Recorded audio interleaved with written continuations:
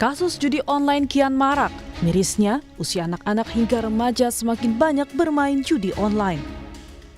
Ketua PPATK Ivan Yustifandana bilang, nilai transaksi judi online yang melibatkan anak dan remaja mencapai 293 miliar rupiah. Tak sekedar jumlah anak, PPATK mengklaim memiliki data anak yang terlibat judi online. Seperti nama dan alamat tempat tinggal, Ivan bilang data itu sudah diserahkan ke kepolisian. Dan secara keseluruhan, dari usia kurang dari 11 tahun sampai 19 tahun, ada 197.054 ribu peserta atau anak gitu ya. Total depositnya 293,4 miliar rupiah dengan transaksi berjumlah 2,2. Komisi Perlindungan Anak Indonesia KPAI merekomendasikan agar satuan pendidikan bisa menangani seandainya anak terlibat judi online. Sebab ini berpotensi menjadi anak-anak yang berhadapan dengan hukum. Namun, tak hanya itu persoalannya. Judi online yang makin merajalela konon dikendalikan oleh sosok berinisial T yang disebut kebal hukum. Hal ini disampaikan Kepala Badan Perlindungan Pekerja Migran Indonesia atau BP2MI, Beni Rahmadani, yang bilang sosok berinisial T tidak pernah tersentuh hukum meski identitasnya diketahui. Menurut Beni, sosok T mengendalikan judi dan scamming online di Indonesia dari Kamboja. Untuk hal ini, saya menyatakan di depan Presiden, Panglima TNI, dan Kapolri, sebetulnya sangat mudah untuk menangkap siapa aktor di balik bisnis judi online di Kamboja dan siapa aktor di balik scamming online. Saya cukup menyebut inisialnya T aja paling depan lah. Yang kedua saya nggak perlu sebut, dan ini saya sebut di depan Presiden. Boleh ditanya kepada Pak Menko, Pak Mahfud MD saat itu, ya Presiden kaget, Pak Kapolri kaget, agak cukup heboh rapat terbatas saat itu. Orang ini adalah orang yang selama Republik ini berdiri mungkin tidak bisa disentuh oleh hukum. Mohon maaf dengan segala hormat. Saatnya negara mengambil tindakan tegas, tidak hanya menyeret para calo, kaki tangan, tapi mampu hukum menyentuh para bandar, para tekong, mereka yang kita kategorikan sebagai penjahat, penjual anak bangsa yang selama ini mengambil keuntungan dan pesta pora dari bisnis haram perdagangan manusia. Atas pernyataannya soal sosok inisial T, polisi yakni Mabes Polri pun menjadwalkan pemanggilan Kepala Badan Perlindungan Pekerja Migran Indonesia BP2MI Beni Rahmadani hari ini. Maka langkah-langkah Polri dalam hal ini oleh Barreskrim, Direktorat Tipidum akan melakukan langkah-langkah untuk memanggil, ya, dalam hal ini adalah terhadap saudara Beni Rahmadani yang akan dilakukan proses pemanggilan untuk klarifikasi dan mendalami informasi yang didapat tersebut pada tanggal 29 Juli 2024. Proses informasi yang kami dapatikan masih informasi yang belum bisa dijelaskan oleh Pak Beni. Maka tentunya Pak Beni sebagai kapasitas saksi dalam proses penyelidikan ini kita lakukan pemeriksaan untuk kapasitas saksi. Kini tak hanya fokus pada sosok berinisial T yang diduga menjadi pengendali pergerakan judi online, namun menyelamatkan para generasi penerus mulai dari anak-anak hingga remaja juga menjadi tujuan utama memberantas judi online. Tim Liputan Kompas TV.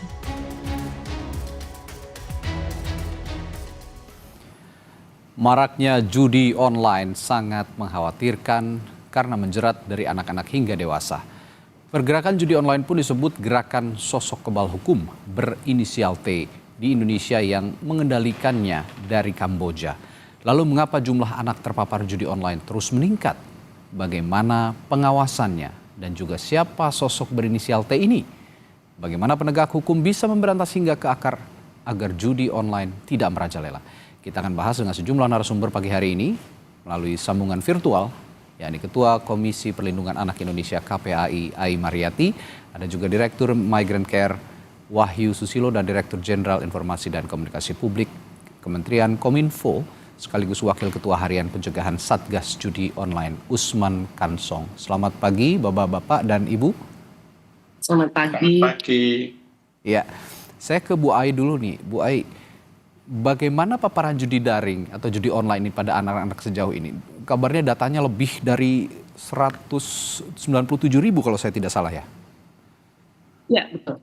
Ini hasil kami kemarin bertemu dengan PPATK langsung dan tepat ya di dalam rangka Hari Anak Nasional. Kita ingin menyampaikan bahwa situasi keprihatinan ini sudah merambah pada situasi yang sangat dekat, sangat erat dengan anak. Karena ini ada ekosistem, tidak bisa kita langsung menghakimi bahwa anak-anak terlibat judi. Akan tetapi ada ekosistem game diantaranya dan kemudian permintaan top up yang berkelindan ya dengan pertaruhan, dengan bentuk-bentuk pemasangan dan lain sebagainya gitu. Akhirnya bertemu di judi online. Nah, bentuk judi online-nya juga ada di antaranya. Ini yang terus kami kawal, angka 197.000 dengan usia 11 sampai 19 tahun. Tentu ini apresiasi PPATK, kami minta sangat detail dengan by name, by address, serta angkanya. Dan ini sudah terlihat peningkatannya dari 2023 ke 2024. Ya, tentu ini juga tidak sendiri, ada prostitusi online, sudah 214.000 di angka 10 sampai 18 tahun dengan perputaran angka 127 miliar. Ya, juga menunjukkan bahwa ada kedaruratan di ranah daring kita yang ini menyumbang pada TPPO, tindak pidana perdagangan orang, gitu. Sehingga bukan hanya children sexual abuse material ya atau konten pornografi, tetapi memang di sini ada industri yang menyasar anak-anak dijual belikan secara seksualitas. Nah, tentu kembali ke judi online ini kami juga menjadi salah satu kelompok yang terus memberikan masukan ya kepada Kemenkominfo bahwa hal-hal yang sudah kita temukan ini harus menambah kuatnya perlindungan anak-anak kita di ranah daring. Oke. Bu Ai, ini Anda tadi mengatakan kan ada anak-anak usianya 11 sampai 19 tahun terlibat judi online dan totalnya itu sebanyak 197.054 kalau saya tidak salah ya jumlahnya. Nah, yang saya tertarik dengan total deposit sekitar 293 miliar rupiah. Ini jumlah yang sangat fantastis untuk diakses oleh anak-anak begitu. Yang ingin saya tanyakan, mereka dapat akses atau dukungan finansial dari mana bisa mengakses atau bisa melakukan deposit sampai sebesar itu, Bu Ai, menurut penelusuran Anda? Saya sampai ingin bertanya jumlahnya berapa yang paling tinggi dan betul dikonfirmasi di bawah 100.000 ya transaksinya. Tetapi dengan masifnya anak-anak yang terlibat dalam judol sehingga angkanya sangat tinggi. Beberapa indikasi diantaranya juga ada nomor-nomor rekening anak yang menerima sejumlah uang untuk disimpan, untuk kemudian terlacak dia digunakan dalam transaksi judol itu. Kemudian ada juga yang nama QQ-nya itu adalah anak, ya. Dan kita tidak tahu apakah ini disalahgunakan oleh orang tua atau orang dewasa, tetapi QQ-nya adalah usia anak tentu. Berikutnya juga transformasi menjadi dana digital, yang itu tidak terlalu rumit membuatnya. Kita cukup mendownload sebuah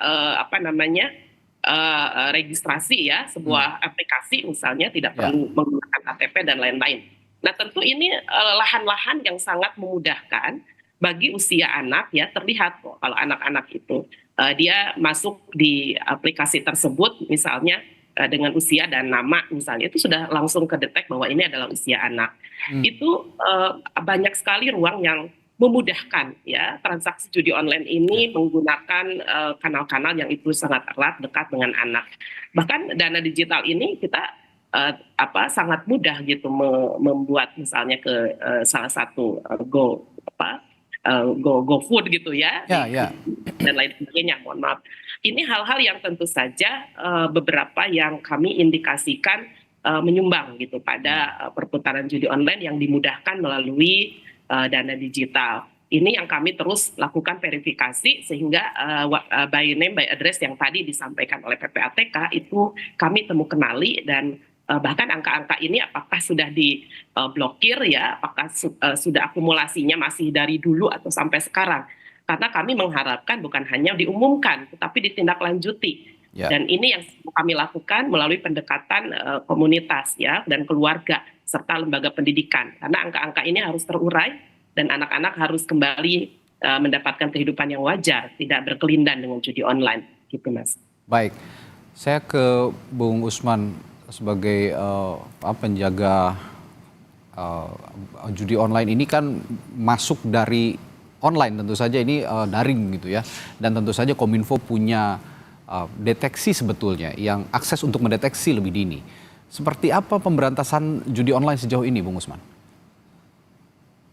Ya, jadi sejauh terkait dengan ranah digital, ya sebelum menjawab pertanyaan Anda, kita lihat dulu instrumen regulasinya ya. Oke. Di perubahan kedua Undang-Undang ITE itu diatur di pasal 16, perlindungan anak di ranah digital.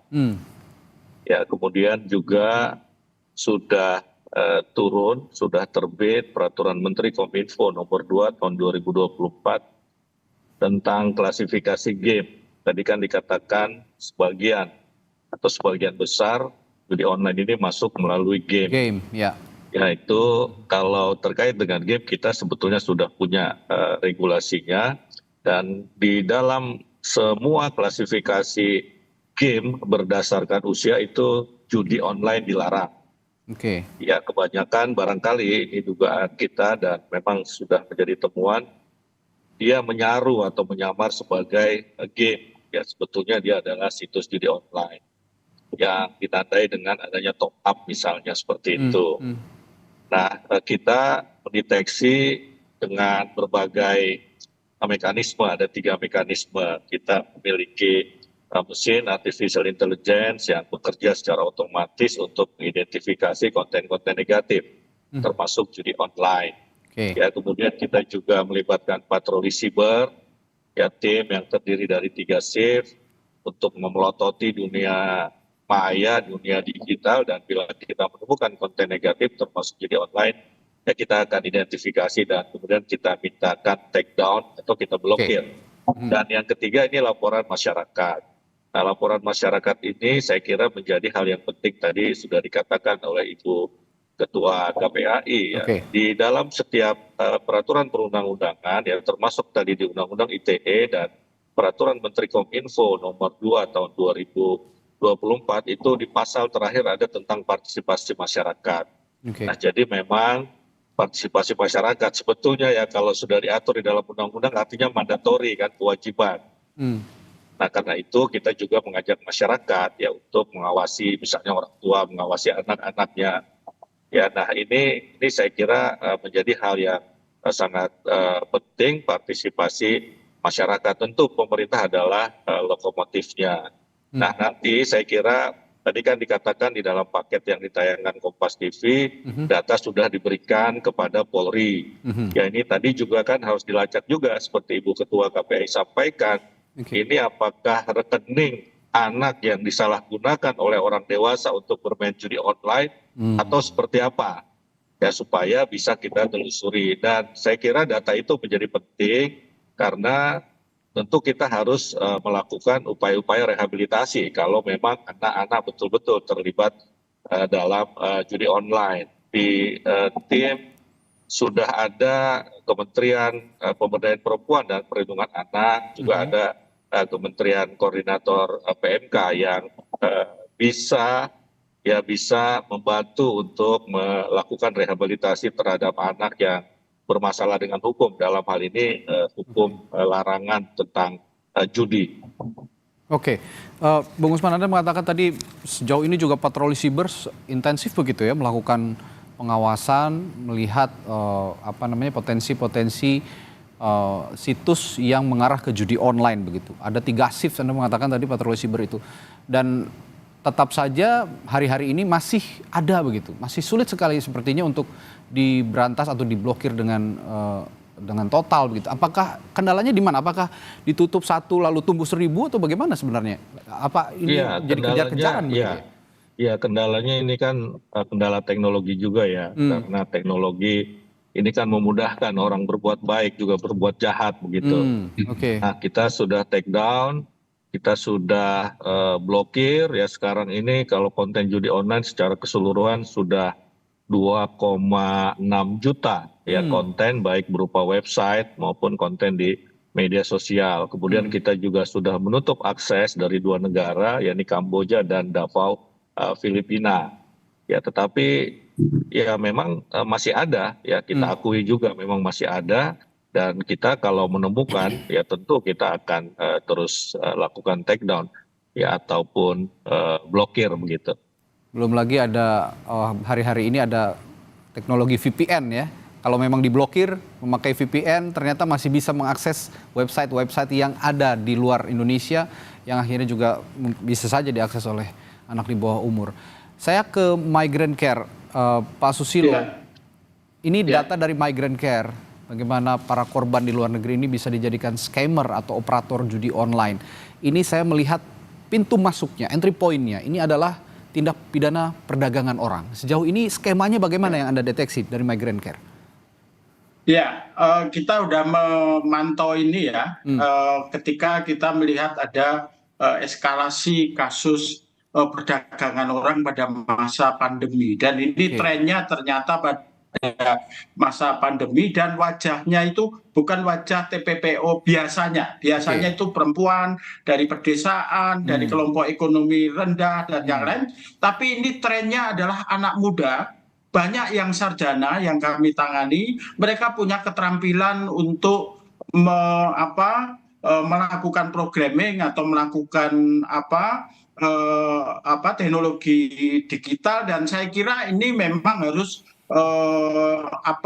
segera diantisipasi ya. Jadi ini sepaket sebenarnya dengan scamming online dan judi online. Jadi concern kami adalah bagaimana anak-anak muda, orang-orang muda Indonesia ini kemudian masuk di dalam perangkap kejahatan perdagangan orang yang itu menggunakan teknologi digital. Sebenarnya misalnya setahun yang lalu, misalnya Bang Usman juga terlibat di sini, ASEAN sudah mendeklarasikan deklarasi ASEAN untuk pemberantasan perdagangan orang melalui teknologi digital, penyalahgunaan teknologi digital. Nah, inilah perangkat yang sebenarnya bisa digunakan oleh pemerintah Indonesia dalam kerjasama antar bangsa di kawasan ASEAN. Karena ternyata lokus dari kejahatan ini ada di, misalnya tadi di Davao, di Kamboja, di Myanmar,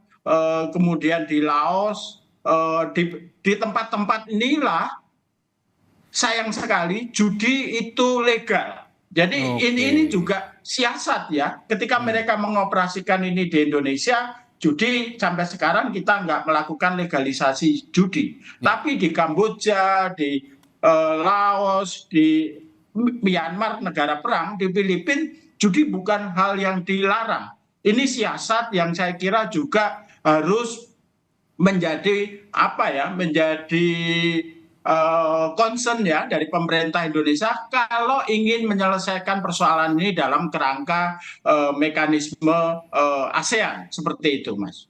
Oke, dan datanya luar biasa kalau saya lihat di data Migrant Care periode 2022 hingga 2023 saja ada 223 aduan korban TPPO ya, Susilo, dan berujung pada kasus judi online dan online scam. 202 diantaranya adalah negara-negara yang Anda sebutkan tadi tujuannya ya, di Myanmar, Filipina, Kamboja, Laos. Nah, kalau memang ini jadi modus begitu di negara-negara yang melegalkan judi ya, maupun judi konvensional maupun judi online, apa yang harus dilakukan? Apakah harus ada pembicaraan G2G juga supaya memang ya kalau memang ada keterlibatan orang Indonesia di sana ya di blok saja begitu?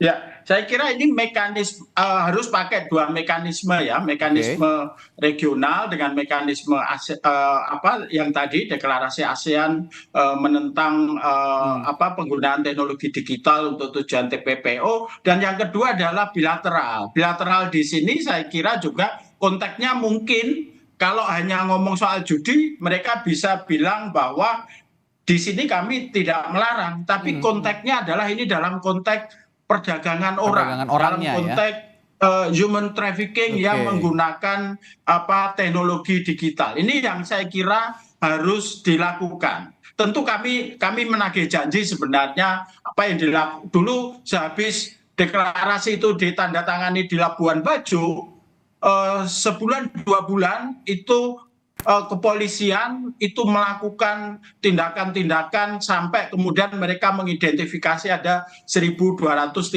kasus terkait ini. Tapi sampai sekarang itu nggak ada tindak lanjutnya, dan apalagi sebenarnya penegakan hukum di bawah gugus tugas anti trafficking yang sekarang ketua hariannya adalah Polri harusnya lebih efektif.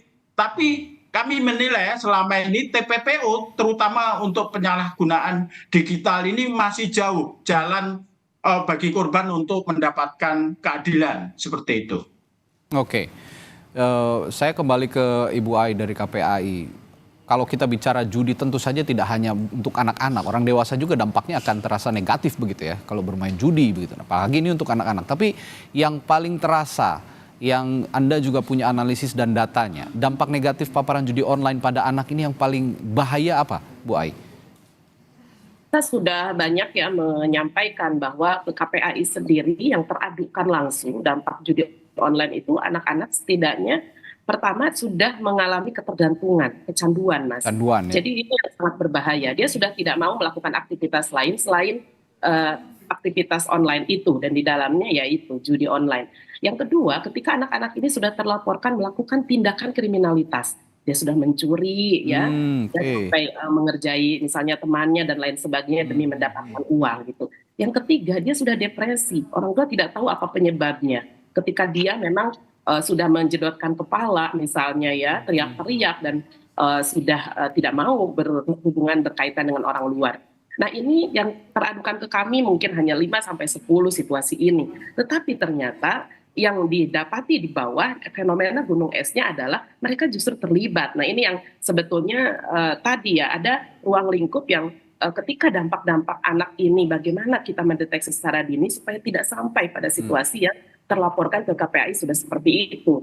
Nah sehingga kerja kita memang dari hulu tengah sampai hilir gitu. Kalau dikatakan sampai detik ini kami menerima sejumlah website yang diblokir, kemudian nomor-nomor rekening ya yang sudah diblokir juga. Kami mengharapkan ini lanjut dengan diumumkan siapa sebetulnya pelakunya dan siapa ini sebetulnya yang sudah terlibat, sehingga ada efek jerah dan tidak menempatkan bahwa judi online anak ini seolah-olah ya hanya dampak saja, padahal jelas gitu ada komunitas yang disasar, ada serangkaian kamuflase permainan yang memang diperuntukkan. Karena anak-anak mengakui Mas, dia tidak berniat main judi, tapi fiturnya, template-nya gitu ya, kadang algoritma yang masuk di dalam window area mereka di internet itu muncul. Nah ini tentu saja menurut saya bersambung ya dengan tadi yang disampaikan Pak Dirjen, Pak Usman, bahwa kami juga sedang berupaya memberi masukan kepada pemerintah bagaimana penyelenggaraan perlindungan anak ya di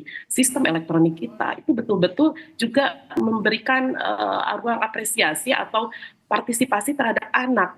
Karena kita ingin betul-betul bagaimana registrasi yang melibatkan usia anak ini, gitu ya. Apakah juga bisa disambungkan dengan notifikasi kepada orang tua misalnya. Setidaknya ini menjadi langkah awal untuk perlindungan. Bahwa kalau ini ada kaitan judi, orang tua bisa konfirmasi gitu ya, bukan permainan loh, ini adalah kamuflase judi misalnya.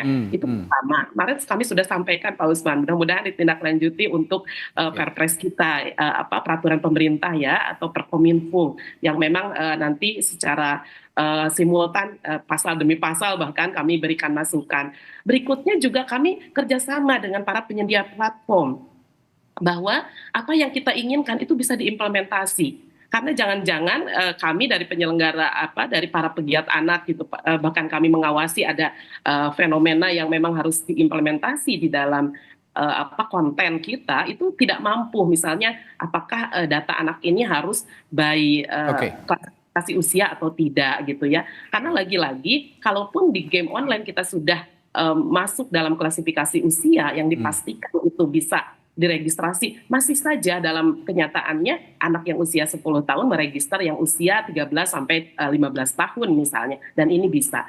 Nah ini yang kemudian saya kira situasi judi online hari ini berdampak ya luar biasa, menurunkan juga pada fokus dia dalam pendidikan, kemudian tadi kebergantungan dia kehilangan sejumlah uang gitu ya, akan menurunkan juga gitu etos dia ya sebagai seorang manusia yang bisa berinteraksi di luar, juga bisa bersosialisasi. Mereka hanya berkaitan putus asa karena sejumlah uang, pulsanya, top up-nya hilang gitu. Dan itu terus ya diiming-iming, karena judi itu kan ada saatnya dia menang bahagia, lalu kemudian kalah terus, setiap hari dia sedih dan lain sebagainya. Mohon ini menjadi perhatian serius. Ini dampak psikologis ini yang harus kita hentikan, dan kita akan tidak lanjuti nama-nama yang kemarin sudah kita dapatkan dari PPATK. Demikian. Dari KPAI, Bu Ai barusan sudah menggambarkan betapa destruktifnya judi online ini untuk anak-anak. Tidak hanya judi, seperti narkoba, tindak-tindakan kriminal lainnya yang punya dampak luar biasa bagi anak-anak. Saya jadi teringat bandar narkoba Kolombia, Pablo Escobar, yang sulit sekali pada saat itu disentuh oleh hukum, bahkan di negaranya sendiri, bahkan harus ada campur tangan DEA pada saat itu dari Amerika Serikat untuk menangkap Pablo Escobar. Nah, di Indonesia kemarin Kepala BP2MI sudah menyinggung sedikit. Ada pelaku utama atau bandar yang disebut oleh Bu Ai tadi berinisial T, dan ini selama Republik ini berdiri tidak tersentuh oleh hukum. Presiden Joko Widodo mengetahuinya, Kapolri mengetahuinya, dan mereka semua kaget. Tindak lanjut untuk kabar berinisial T yang diklaim sebagai bandar judi online ini bagaimana, dan apakah juga dari Kominfo sudah ada informasi soal ini? Saya akan tanyakan nanti setelah jeda di Sapa Indonesia Pagi. Tetaplah bersama. Saudara, Anda tentu masih ingat drug lord atau bandar narkoba yang melegenda asal Kolombia, Pablo Escobar, yang saat itu pada saat mengedarkan narkoba, memproduksi, bahkan tidak tersentuh oleh hukum sama sekali, bahkan harus mendatangkan aparat penegak hukum dari Amerika Serikat, DEA. Nah, saat ini dalam konteks judi online yang kita bahas pagi hari ini, sempat disinggung oleh Kepala BP2MI ada sosok berinisial T yang mengoperasikan bahkan menjadi lordnya judi online begitu ya di Indonesia, dan skalanya internasional, tapi juga tidak tersentuh oleh hukum. Bahkan Presiden Joko Widodo sudah mengetahui hal ini, Kapolri Jenderal Sigit Prabowo juga sudah mengetahui hal ini. Bagaimana tindak lanjutnya, dan apakah pemerintah dalam hal ini juga yang kami hadirkan pagi hari ini ada perwakilan dari Kominfo, Pak Usman Kansong. Apakah sudah mengetahui kabar ini Pak sejauh ini dan dikoordinasikan secara menyeluruh begitu dengan stakeholder yang terlibat dalam pemberantasan judi online? Iya, saya secara personal mengetahui kabar ini juga dari berita. Ya, saya sempat secara pribadi juga menghubungi Pak Benny Ramdhani karena memang saya kenal baik dengan beliau. Ya, kita sudah diskusi ya, tetapi mungkin memang bukan pada tempatnya ketika saya tanya siapa sih itu begitu kan.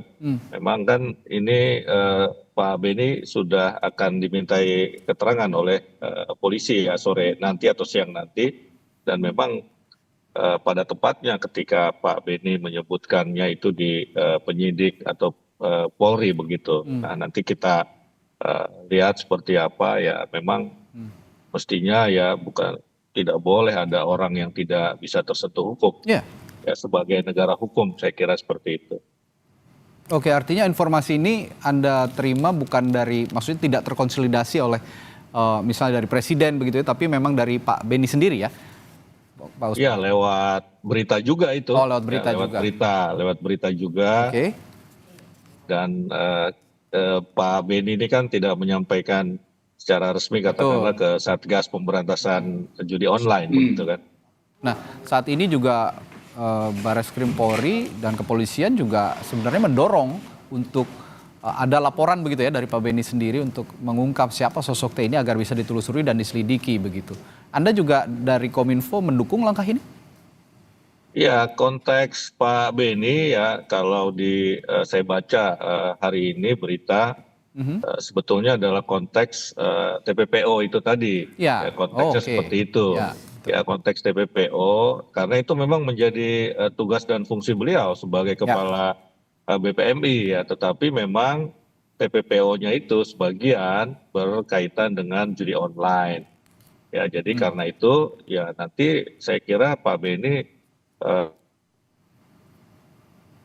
akan menjelaskan kepada konteksnya ya, kemudian substansinya seperti apa.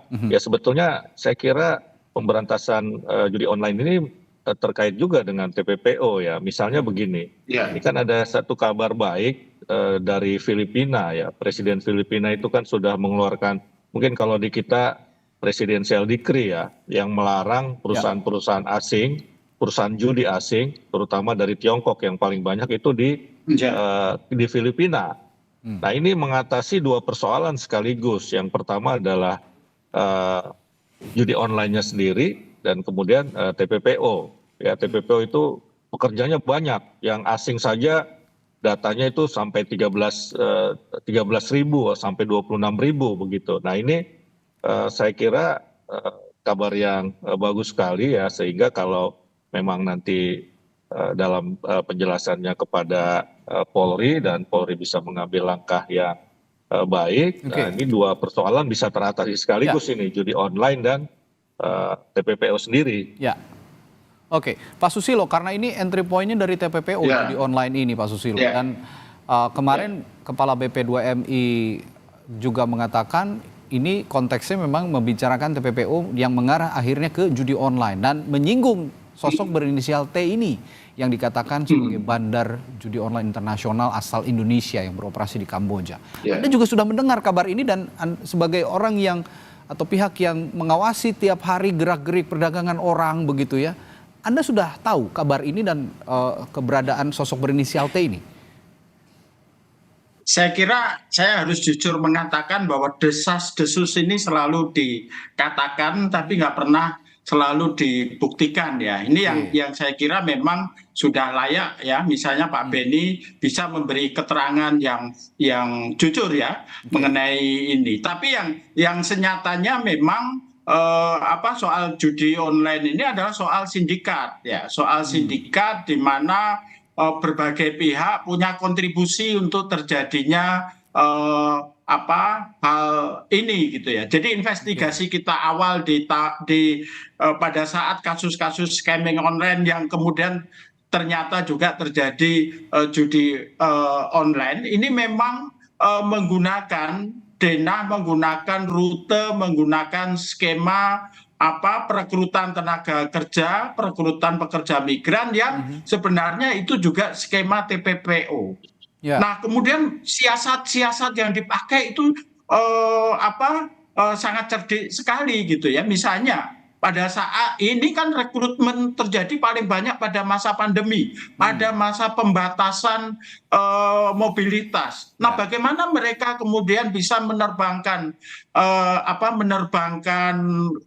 korbannya ya, atau calon korbannya ke Kamboja lewat Thailand atau tempat yang lain. Ternyata mereka menghindar untuk menggunakan penerbangan reguler. Mereka menggunakan penerbangan charter, dan menurut saya kira kalau mereka punya jejaring dengan ini memang sudah sindikat itu ya. Concern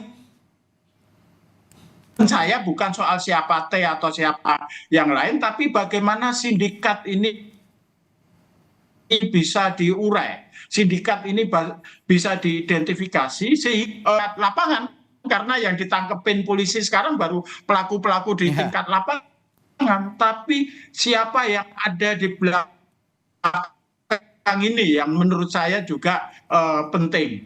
Itu sindikat diurai dan diidentifikasi, ini yang saya garis bawahi. Lalu pertanyaan saya berikutnya, apakah sulit untuk mengungkap siapa sosok T ini dari aparat penegak hukum yang ada di Indonesia? Dan mungkin saja jika memang ada bukti yang kuat bisa menangkap dan memproses secara hukum yang katanya kebal dari hukum, dan sekarang waktunya memproses secara hukum sosok berinisial T ini menurut Anda, Pak Susilo? Saya mengilustrasikan kasus ini seperti kasus kriminalisasi terhadap Romo Polhukam waktu itu. Pak Mahfud MD datang, diberikan 5 nama ya, 5 nama yang terlibat di dalam proses kriminalisasi, di mana pekerjaan 5 orang ini memang sebenarnya adalah bisnis TPPO di kawasan Wada, dan saya juga punya itu di kantong Pak Mahfud. Pak Mahfud bilang waktu itu juga sudah ada di kantong saya, tapi sampai sekarang nggak pernah ada tindakan untuk itu. Saya khawatir kalau kita hanya kalau dalam bahasa Malaysianya berbual-bual dalangnya ini, tapi tidak pernah melakukan tindakan-tindakan konkret. Itu sama saja memberi harapan palsu sebenarnya pada korban TPPO atau. Ya, Pak Susilo, maaf. Apa yang membuat sulit jika memang semua sudah mengetahui? Maaf, Pak Susilo. Ya, sepertinya koneksi Pak Susilo juga tidak terlalu baik. Tapi selanjutnya akan saya kira juga. Soal ya. Halo? Ya, silakan Pak Susilo. Ya. Ya. Ya, kami mengalami kendala komunikasi dengan Pak Susilo. Sepertinya nanti juga akan kami. Saya kira kalau kita lihat dari kasus halo? Ya, silakan Pak. Halo? Ya, silakan. Iya. Saya kira keterlibatan aparat itu menjadi salah satu barier ya. Bahkan waktu itu yang terlibat adalah wakil kepala BIN daerah seperti itu. Oke, ini ada keterlibatan aparat yang sempat disinggung oleh Pak Susilo tadi dari Migrant Care. Ini yang sama-sama juga menjadi pertanyaan publik. Jika memang sesulit itu, artinya memang sosok T ini dilindungi begitu. Seperti halnya Pablo Escobar yang saya singgung tadi di Kolombia. Aparat penegak hukum di Kolombianya bahkan aparat militernya sendiri melindungi Pablo Escobar pada saat itu. Dan jangan sampai ini terjadi juga di Indonesia. Dan sehingga kita juga harus mengawasi bersama jika memang ada keterlibatan aparat penegak hukum kita yang melindungi secara terang-terangan sosok yang dikatakan Kepala BP2MI tadi berinisial T. Saya kembali ke Ibu Ai kalau begitu. Bu Ai, tadi kan Anda menyinggung juga kalau mau diberantas ya pelaku utamanya atau bandarnya yang jangan tanggung-tanggung ya diungkap, diselidiki, dihukum begitu. Nah, menurut Anda sesulit itukah menangkap seorang bandar judi online yang dikatakan Kepala BP2MI tadi tidak tersentuh oleh hukum, Bu Ai? Seharusnya tidak ya, kalau political will kita berkomitmen dengan seluruh yang terjadi. Kita lihat berdampak pada realitas anak-anak kita ya. Saya tidak orang dewasa ya, karena dia sudah punya keputusan dalam hidupnya. Tetapi bayangkan kalau ini banyak sekali kamuflasenya, dia berbentuk misalnya bentuk-bentuk prostitusi online ya, kemudian juga berbentuk bahkan TPPU yang melibatkan anak. Ini kan tentu saja harusnya data itu sudah ada di pemerintah ya, by name by address. Kita tahu PPATK menggunakan investigasi analisis transaksi yang sangat canggih, sehingga ini yang kami lakukan MOU antara KPAI dengan PPATK sehingga ingin tahu perluasan dan jangkauan siapa anak-anak korban kita. Tentu ini perilaku yang berbeda. Andai kalau orang dewasa itu jelas ada pendekatan hukum penegakannya ya. Dan andai dia pelaku itu sudah jelas apa saja yang akan dia peroleh. Tetapi kalau bicara anak ini tentu ada langkah rehabilitasi di hilir. Bahkan mungkin orang tua dan sekolah tidak tahu bahwa anak-anak ini, saya harus sampaikan ada 2 kecamatan terbesar dan tertinggi ya judi online, yaitu di Karawaci, kemudian di Cengkareng dan Kemayoran untuk Jakarta. Kita bisa identifikasi ini lingkungan yang harus betul-betul memberikan dampak-dampak kepada anak-anak kita sehingga situasi judi ini tidak merangsek ya pada pemikiran anak. Kita kalau anaknya sendiri melihat orang tuanya main judi itu bagaimana ya? Nah ini sesungguhnya harus kita putus mata rantai ini.